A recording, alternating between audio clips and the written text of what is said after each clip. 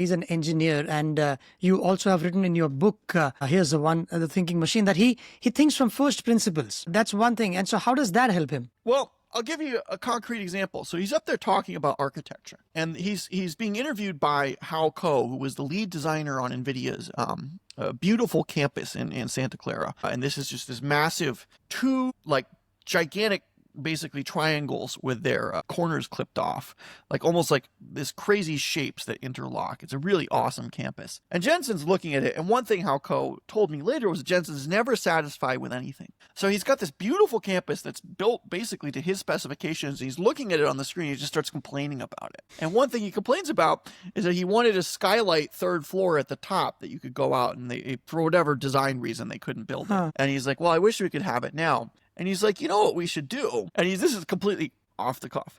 He's just looking at a picture. He's like, we should make it so that the walls of the building move around. So that the walls of the building are on casters or rollers, and they're automated. And so that the shape, if I did this building now, what I'd do is have the building reorient itself to fit the needs of my company in real time. The interiors and maybe even the exteriors. And if that happens, then you architects, you'll actually give these buildings away for free. That'll be your new business model. You won't pay anything to design it.